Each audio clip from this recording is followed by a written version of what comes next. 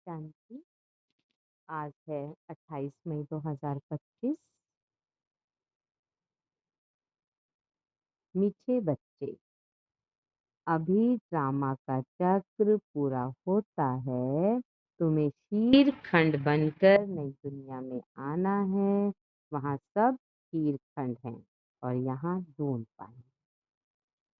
आज की मुरली का सार है, मीठे बच्चे, अभी ड्रामा का चक्र पूरा होता है। तुम्हें शीर खंड बनकर नई दुनिया में आना है। वहाँ सब शीर खंड है और यहाँ लून पानी है। प्रश्न है आज की मुरली का, तुम त्रिनेत्री बच्चे किस नॉलेज को जानकर त्रिकालदर्शी बन गए हो? उत्तर है, तुम्हें अभी सारे वर्ल्ड की हिस्ट्री ज्योग्राफी की नॉलेज मिलती है। सतयुग से लेकर कलयुग अंत तक की हिस्ट्री ज्योग्राफी तुम जानते हो। तुम्हें ज्ञान का तीसरा नेत्र मिला है। आत्मा एक शरीर छोड़ दूसरा लेती है ना। आत्मा ही लेती है एक शरीर छोड़ दूसरा। संस्कार आत्मा में है। अब बाप कहते हैं, बच्चे नाम रूप से न्यारा बनो, अपने को आत्मा अशरीरी समझो। आज की मुरली का गीत है, धीरज धर मनुआ। कल्प कल्प बच्चों को कहा जाता है और बच्चे जानते हैं।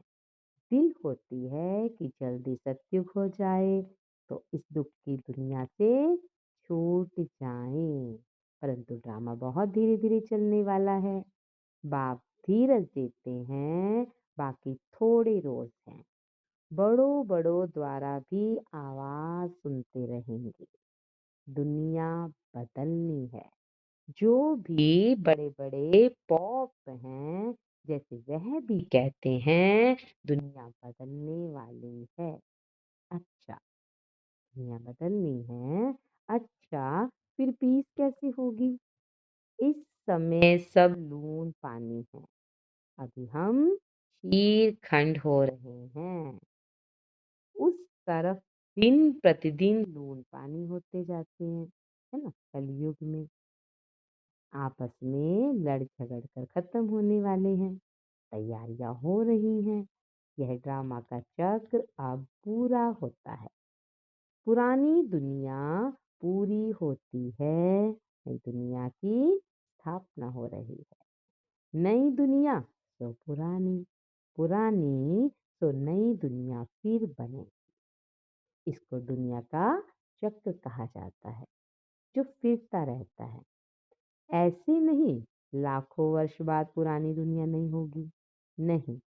तुम बच्चे अच्छी रीति जान चुके हो, भक्ति बिल्कुल ही अलग है ना। जान गए सभी बच्चे। भक्ति का कनेक्शन किसके साथ है? भक्ति का कनेक्शन रावण के साथ है और ज्ञान का कनेक्शन राम के साथ है। यह तुम अब ही समझ रहे हो। अभी बाप को बुलाते भी हैं, हे पतित पावन आओ, आकर नई दुनिया स्थापन करो। नई दुनिया में जरूर सुख होता है। अब बच्चे छोटे अथवा बड़े सब जान गए हैं कि अभी घर चल रहा है। यह नाटक पूरा होता है। हम फिर से सतयुग में जाएंगे, फिर 84 जन्मों का चक्कर लगाना है। सो आत्मा का दर्शन होता है। सृष्टि चक्र का अर्थात आत्मा को ज्ञान का तीसरा नेत्र मिलता है। इसको कहा ही जाता है त्रिनेत्री। अभी तुम त्रिनेत्री हो और सभी मनुष्यों को यह स्थूल नेत्र है ना। हम ब्राह्मण बच्चों को बाबा ने दिव्य बुद्धि रूपी नेत्र दिया है, तो अभी हम क्या हुए? त्रिनेत्री, है ना। और सभी मनुष्यों को यह स्थूल नेत्र है। ज्ञान का नेत्र कोई को नहीं है। त्रिनेत्री बने तब त्रिकालदर्शी बने, क्योंकि आत्मा को ज्ञान मिलता है ना। आत्मा ही एक शरीर छोड़ दूसरा लेती है। संस्कार आत्मा में रहते हैं। आत्मा अविनाशी है। अब आप कहते हैं नाम रूप से न्यारा बनो। देवान को छोड़ो, है ना। अपने को अशरीरी समझो, देह नहीं समझो। यह भी जानते हो हम आधा कल्प से परमात्मा को याद करते आए हैं। इसमें जब जास्ती दुख होता है तब जास्ती याद करते हैं। अभी कितना दुख है, आगे इतना दुख नहीं था। जब से बाहर वाले आए, बाहर वाले कौन है ना, कभी मुगलों ने हमारे ऊपर शासन किया, तो कभी पुर्तगालियों ने। तो बाबा कहते जब से बाहर वाले आए हैं तब से यह राजाएं लोग भी आपस में लड़े हैं, जुदा जुदा हुए हैं। सत्युग में तो एक ही राज्य था। अभी हम सतयुग से लेकर कलयुग अंत तक हिस्ट्री ज्योग्राफी समझ रहे हैं। सतयुग त्रेता में एक ही राज्य था। ऐसे एक ही डिनाइस्टी कोई की होती नहीं। क्रिश्चियन में देखो फूट है, वहां तो सारा विश्व एक के हाथ में रहता है। कहाँ की बात करते बाबा? सतयुग की। वहां तो सारा विश्व ही एक के हाथ में रहता है। यह बेहद की हिस्ट्री ज्योग्राफी अभी तुम्हारी बुद्धि में है, और कोई सत्संग में हिस्ट्री ज्योग्राफी अक्षर ही नहीं सुनेंगे। वहां तो रामायण महाभारत आदि ही सुनते हैं। यहाँ ये बातें हैं नहीं। यहाँ है वर्ल्ड की हिस्ट्री ज्योग्राफी। तुम्हारी बुद्धि में है ऊंच से ऊंच हमारा बाप है। बाप का शुक्रिया है जिसने सारा ज्ञान सुनाया है ना। कितना बाबा को शुक्रिया करना चाहिए। पद्मा पदम गुना शुक्रिया बाबा, जिसने हमें इतना ज्ञान सुनाया। एक आत्माओं का झाड़ है तो दूसरा मनुष्यों का झाड़ है ना। मनुष्यों के झाड़ में ऊपर में कौन है? ग्रेट ग्रेट ग्रैंडफादर ब्रह्मा को ही कहेंगे। यह जानते हैं ब्रह्मा मुख्य है, परंतु ब्रह्मा के पीछे क्या हिस्ट्री ज्योग्राफी है यह कोई नहीं जानते। अभी तुम्हारी बुद्धि में है ऊंचे से ऊंच बाप रहते भी हैं परम धाम में। फिर सूक्ष्म वतन को भी तुमको मालूम है। मनुष्य ही फरिश्ता बनते हैं, मनुष्य ही फरिश्ता बनते हैं, इसलिए सूक्ष्म वतन दिखाया है ना। देवी बुद्धि को धारण कर यहाँ से फिर वहां दिखते हैं, जाते हैं। तुम आत्माएं जाती हो, शरीर तो सूक्ष्म वतन में नहीं जाएगा। जाते कैसे हैं? उनको कहा जाता है तीसरा नेत्र, दिव्य दृष्टि अथवा ध्यान ही कहते हैं।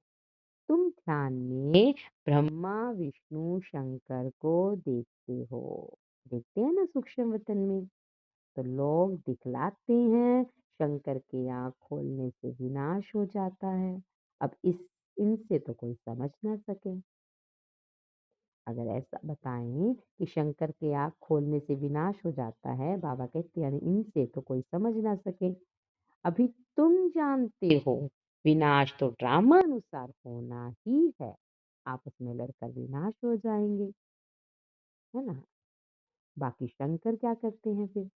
यह ड्रामानुसार नाम रख दिया है तो समझाना पड़ता है। ब्रह्मा विष्णु शंकर तीन हैं। स्थापना के लिए ब्रह्मा को रखा है, पालना के लिए विष्णु को, और विनाश के लिए शंकर को रख दिया है। वास्तव में यह बना बनाया ड्रामा है। शंकर का पाठ कुछ भी है नहीं। ब्रह्मा और विष्णु का पाठ तो सारे कल्प। ब्रह्मा तो विष्णु, विष्णु से ब्रह्मा। ब्रह्मा के भी 84 जन्म पूरे हुए तो विष्णु के भी पूरे हुए। शंकर तो जन्म मरण से न्यारा है, इसलिए शिव और शंकर को फिर मिला दिया। क्योंकि शिव भी जन्म मरण से न्यारा और शंकर भी जन्म मरण से न्यारा, तो इसलिए एक मिला दिया है। वास्तव में शिव का तो बहुत पार्ट है, पढ़ाते हैं। भगवान को बाबा डिफरेंस बता रहे हैं कि शंकर तो उसका तो कोई पार्ट नहीं, विनाश भी नहीं करते वो तो, है ना? तो वो जन्म में भी नहीं आते, परंतु शिव का पार्ट है, शिव का बहुत पार्ट है, पढ़ाते हैं ना हमें। तो भगवान को कहा जाता है नॉलेजफुल। अगर वह प्रेरणा से कार्य करता तो सृष्टि चक्र का ज्ञान कैसे देता, है ना? जब ज्ञान नहीं देता तो फिर नॉलेजफुल कैसे कहलाता? इसलिए बाप समझाते हैं। बच्चे, प्रेरणा की तो कोई बात ही नहीं, बाप को तो आना पड़ता है। बाप कहते, बच्चे मेरे में सृष्टि चक्र का ज्ञान, मेरे को यह पाठ मिला हुआ है, इसलिए मुझे ही ज्ञान सागर नॉलेजफुल कहते हैं। नॉलेज किसको कहा जाता है? वह तो जब मिले तब पता पड़े, मिला ही नहीं है तो अर्थ को कैसे मालूम पड़े? आगे तुम भी कहते थे ईश्वर प्रेरणा करते हैं, वह सब कुछ जानते हैं। हम जो पाप करते हैं ईश्वर देखते हैं, है ना? सुना होगा सभी ने, ईश्वर देख रहा है ऐसा कहते। बाबा कहते हैं यह धंधा मैं नहीं करता हूँ। कौन सा धंधे की बात करते बाबा? दुख देने की, है ना? ईश्वर देख रहा है, कोई बुरा कर्म करे तो उसे सजा दे, ऐसी धंधे की बात करते बाबा। यह तो जैसा कर्म करते हैं उसकी खुद ही सजा भोगते हैं। मैं किसको नहीं देता हूँ? क्या नहीं देते? दुख नहीं देता हूँ। ना कोई प्रेरणा से सजा दूंगा, मैं प्रेरणा से करूँ तो जैसे मैंने सजा दी। कोई को कहना कि इनको मारो ये भी तो दोष है, कहने वाला भी फिर फंस पड़े। अगर शंकर प्रेरणा दे तो वो भी फंस पड़े, अर्थात शंकर भी विनाश नहीं करते ना ही प्रेरणा देते।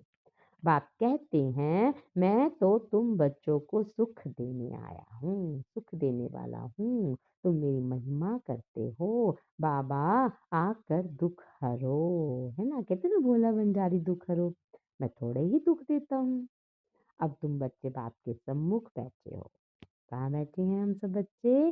बाबा के सम्मुख बैठे हैं। तो विजुलाइज करो, डायमंड हॉल बाबा की पधरामनी हुई है और हम बच्चे बाबा के सम्मुख बैठ बाबा के मुख से मुरली सुन रहे हैं। तो कितनी खुशी होनी चाहिए। यहाँ डायरेक्ट भाषण आती है, बाबा हमको पढ़ाते हैं।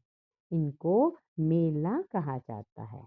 सेंटर पे तुम जाते हो वहाँ कोई आत्मा परमात्मा को मेला नहीं कहेंगे। आत्मा परमात्मा का मेला यहाँ लगता है। कहाँ? मधुबन में। यह भी तुम जानते हो मेला लगा हुआ है। बाप बच्चों के बीच में आए हैं। आत्माएं सब यहाँ है। आत्मा ही याद करती है कि बाप आए हैं।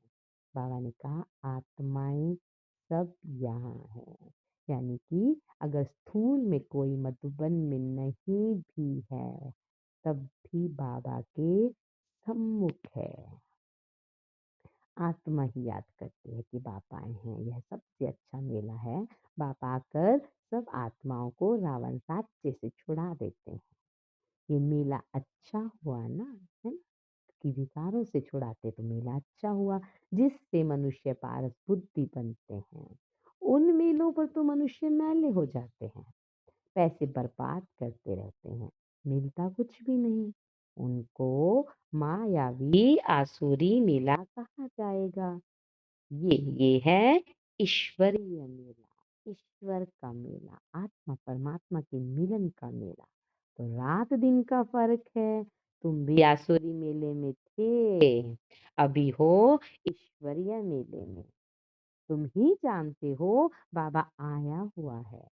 सब जान जाएं तो पता नहीं कितनी भीड़ हो जाए। इतने मकान आदि रहने के लिए कहाँ से लाएंगे? पिछाड़ी में गाते हैं ना, अहो प्रभु तेरी लीला। तो बाबा पूछते कौन सी लीला? सृष्टि के बदलने की लीला। यह है सबसे बड़ी लीला। पुरानी दुनिया खत्म होने से पहले नई दुनिया की स्थापना होती है। इसलिए हमेशा किसको भी समझाओ तो पहले स्थापना, विनाश और फिर पालना कहना है। जब स्थापना पूरी होती है तब फिर विनाश शुरू होता है, फिर पालना होगी। तो तुम बच्चों को यह खुशी रहती है, हम स्वदर्शन चक्रधारी ब्राह्मण हैं। फिर हम चक्रवर्ती राजा बनते हैं। अभी क्या है? स्वदर्शन चक्रधारी ब्राह्मण। स्वदर्शन फिराते रहना अपने 84 जन्मों की चक्र को याद करना। स्वदर्शन चक्रधारी ब्राह्मण है। हमेशा स्मृति में रहे कि हम बच्चे ब्राह्मण हैं, ब्रह्मा की संतान है। अब के ब्राह्मण फिर क्या बनेंगे? अब के स्वदर्शन चक्रधारी फिर क्या बनेंगे? भविष्य में चक्रवर्ती राजा बनते हैं। यह कोई को पता ही नहीं। इन देवताओं का राज्य कहाँ होगा, कहाँ गया? नाम निशान गुम हो गया है ना? मंदिरों में तो जाते हैं, पूजा भी करते हैं, पर किसी को पूछो कि ये कहाँ गए तो देवता के बदले अपने को हिंदू कह देते हैं। हिंदुस्तान में रहने वाले हिंदू हैं। लक्ष्मी नारायण को तो ऐसे कभी नहीं कहेंगे, उन्हों को तो देवता कहा जाता। तो अब इस मेले में ड्रामा अनुसार तुम आए हो। यह ड्रामा में नूंद है ना? हमारा यहाँ आना, मुरली सुनना, बाबा का मुरली सुनाना, ये सब बाबा कहते ड्रामा में नूंद है। धीरे धीरे वृद्धि होती जाएगी, है ना? ये भी ड्रामा में नूंद है। तुम्हारा जो कुछ पाठ चल रहा है फिर कल्प बाद चलेगा। यह चक्र फिरता रहता है। 5000 साल का चक्र है, फिरता रहता है। फिर रावण राज्य में आसुरी पालना होगी। ये भी ड्रामा में नूंद है। बाबा कहते तुम अभी ईश्वरीय बच्चे हो, फिर दैवी बच्चे बनेंगे और फिर क्या बनेंगे? क्षत्रिय बनेंगे। तुम जो अपवित्र प्रवृत्ति वाले बन गए थे तो फिर पवित्र प्रवृत्ति वाले बनते हो। ये सब ड्रामा में नूंद है तो यह भी दैवी गुण वाले मनुष्य ना, है ना? देवी देवता है तो मनुष्य के रूप में ही। हाँ, दैवी गुण है वो बात अलग। बाकी इतनी भुजाएं आदि दे दी हैं। विष्णु कौन है ये कोई बता ही ना सके। महालक्ष्मी की भी पूजा करते हैं। जगदम्बा से कभी धन नहीं मांगते हैं, वो तो लक्ष्मी से मांगते हैं ना। तो धन जास्ती मिल गया तो कहेंगे लक्ष्मी की पूजा की, इसलिए उसने भंडारा भर दिया। यहाँ तो तुम जगदम्बा से पा रहे हो, जगदम्बा से पा रहे हो परम पिता परमात्मा शिव द्वारा। देने वाला तो वह है। तुम बच्चे बाप दादा से भी लकी हो, है ना? देखो कितनी बड़ी बात, बाबा ने कितना ऊंचा सम्मान दिया। तो सारा दिन इस बात का नशा रहे कि हम बच्चे बाप दादा से भी लकी हैं। अब देखो बाबा बताते कि कैसे आप लकी हैं, है ना?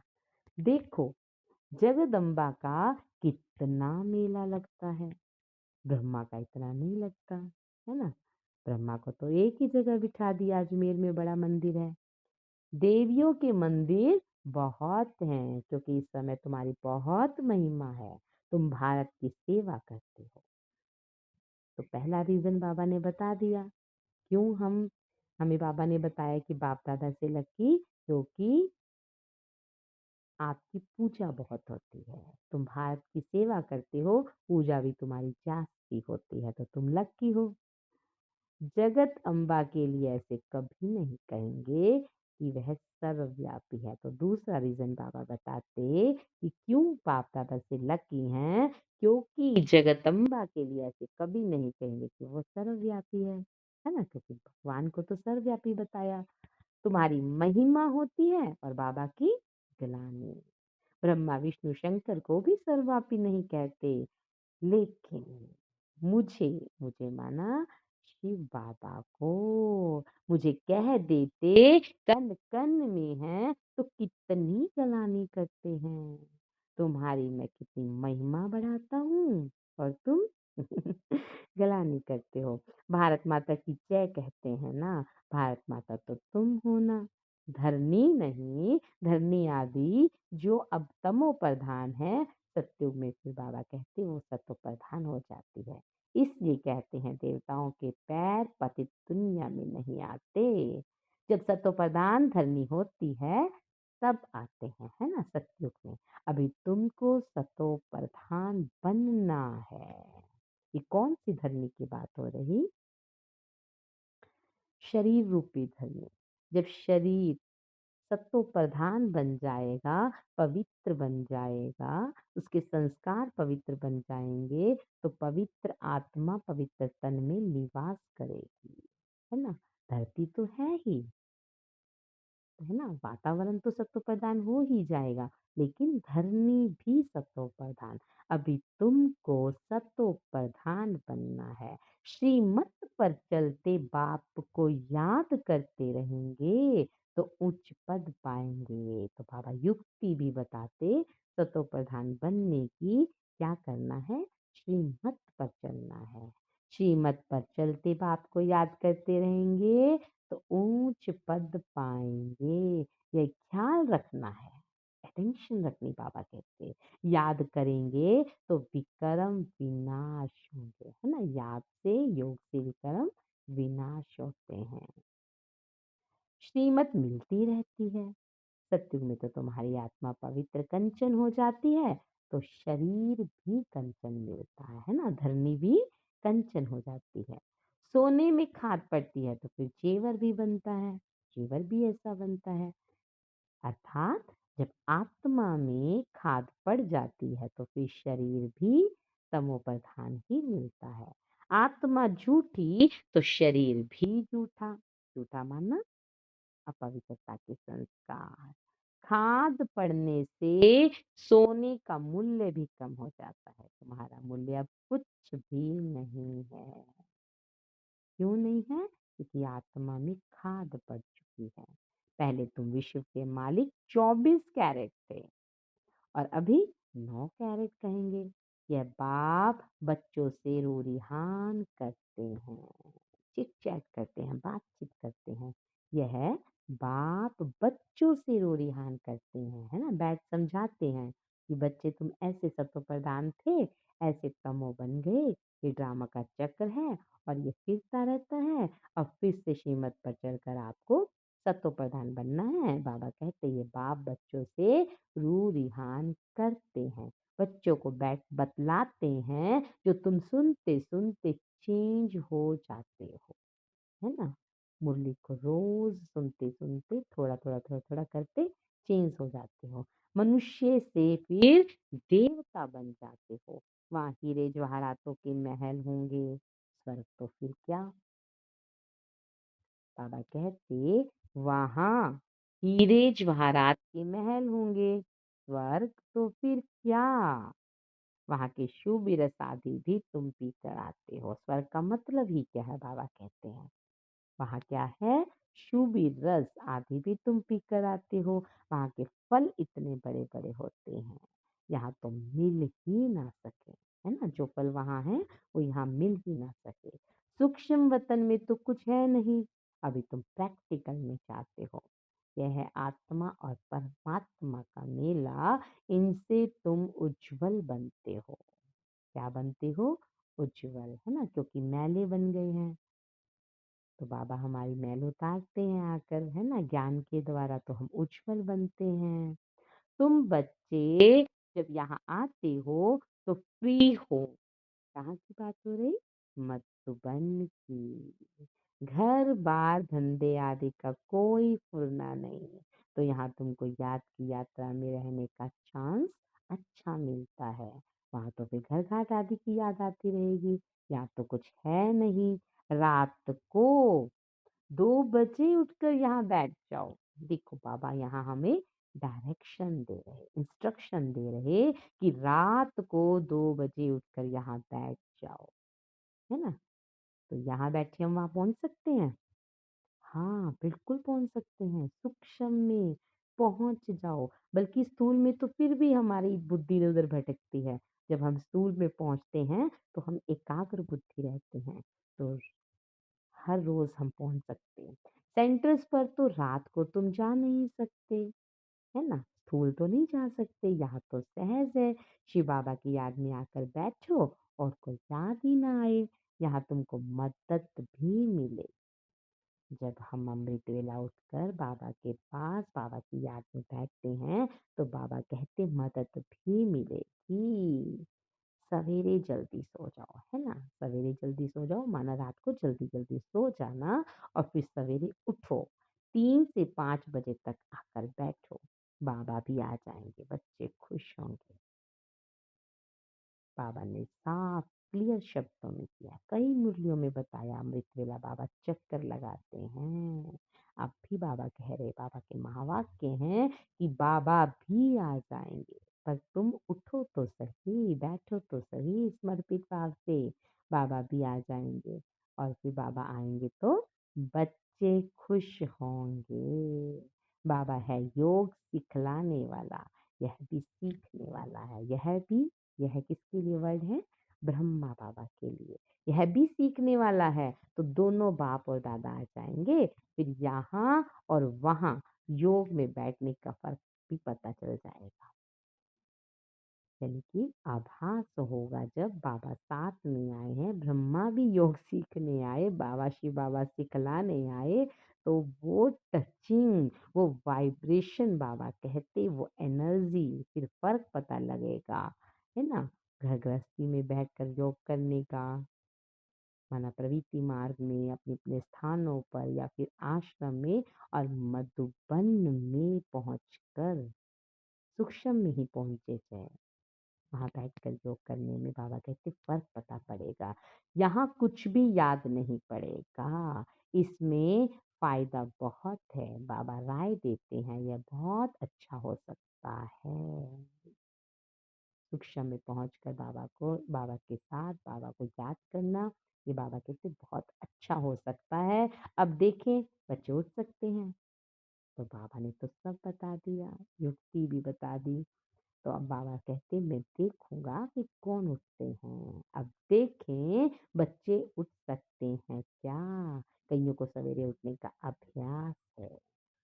बाबा ये भी बताते साथ में, तुम्हारा संन्यास है 5 विकारों का और वैराग्य है सारी पुरानी दुनिया से। इसके साथ बाबा मुरली विराम करते हैं कि बाबा कहते तुम्हारा संन्यास है 5 विकारों का। तो करना क्या है? 5 विकारों को यहीं छोड़, क्योंकि 5 विकार किससे रिलेटेड है? शरीर से, देह से। तो देह के भान का त्याग करके सूक्ष्म में मधुबन में बैठ जाओ, है ना? मन के ही अंतर्मन में जो मधुबन है उसमें बैठ जाओ और बाबा की याद में बैठ जाओ, है ना? 5 विकारों का फिर क्या हो जाएगा? संन्यास हो जाएगा और जब ऐसा करेंगे तो फिर वैराग आ जाएगा इस पुरानी दुनिया से, है ना? क्योंकि मुख स्वर्ग की ओर हो जाएगा, बाबा के साथ टचिंग होने लगेगी, तो यहाँ का कुछ देह-भान नहीं रहेगा। अच्छा, मीठे-मीठे सिक्के लदे बच्चों प्रति माता-पिता, बाप-दादा का याद प्यार और गुड मॉर्निंग। रूहानी बाप की रूहानी बच्चों को नमस्ते। तो मीठे-मीठे बाप-दादा को मीठी-मीठी याद प्यार देते हैं। हम सब रूहानी बच्चों की रूहानी बाप-दादा को दिल व जान से शिकवा प्रेम से याद प्यार, गुड मॉर्निंग, शुक्रिया मीठे बाबा। शुक्रिया। आज की धारणा के लिए मुख्य सार है, क्या धारण करना है मुरली से? तो पहला पॉइंट है, अभी सृष्टि बदलने की लीला चल रही है। कहते हैं ना, ओहो प्रभु तेरी लीला, तो कौन सी लीला? सृष्टि बदलने की लीला चल रही है, इसलिए स्वयं को बदलना है, शीर खंड होकर रहना है। तो इस लीला में कौन कौन पार्ट लेगा? भगवान की लीला चल रही, तो हमें भी पार्ट लेना है, हमें भी बदलना है। और हमें कैसे बदलना है? शीलखंड होना है ना? नून पानी नहीं बनना। होठों पे हमेशा मुस्कान, मीठे शब्द, आवाज़ धीरे, ऐसे एक दूसरे के साथ घुल मिल जाना आत्मिक स्वरूप से, इसे कहते हैं शीलखंड होकर रहना। जैसे चीनी घुल जाती है। सवेरे उठकर एक बात की याद में बैठना है। दूसरी धारणा का दूसरा पॉइंट है धारणा का कि सवेरे उठकर एक बात की याद में बैठना है। उस समय और कोई भी याद ना आए। पुरानी दुनिया से बेहद का वैरागी बनकर 5 विकारों का संन्यास करना है। जैसे सन्यासी होते हैं ना अपने उसको छोड़ देते हैं, पर हमें घर गृहस्थी में रहते हुए 5 विकारों का संन्यास करना है और ये दिन में नहीं पर एक दिन ज़रूर होगा, अभ्यास करते रहना है। आज का वरदान है बेहद की स्थिति में स्थित रहें। बेहद की स्थिति कौन-सी है? जब आत्मा पूरे विश्व की सेवा करती है। तो बेहद की स्थिति में स्थित रहें, सेवा के लगाव से न्यारे और प्यारे विश्व सेवाधारी भव। बेहद की स्थिति में स्थित रह सेवा के लगाव से न्यारे और प्यारे फिर बाबा कहते विश्व सेवाधारी भव। जब आप सेवा करेंगे और सेवा के फल से न्यारे हो जाएंगे, है ना, मान सम्मान प्रशंसा निंदा उसके फल से न्यारे होकर सेवा करेंगे, निस्वार्थ भाव से सेवा करेंगे, तो बाबा फिर वरदान देते हैं कि विश्व की सेवाधारी भव। विश्व सेवाधारी अर्थात बेहद की स्थिति में स्थित रहने वाले ऐसे सेवाधारी सेवा करते हुए भी न्यारे और सदा बाप के प्यारे रहते हैं। सेवा के लगाव में नहीं आते क्योंकि सेवा का लगाव भी सोने की जंजीर है ना। सोने की जंजीर बाबा बताते सेवा के लगाव को।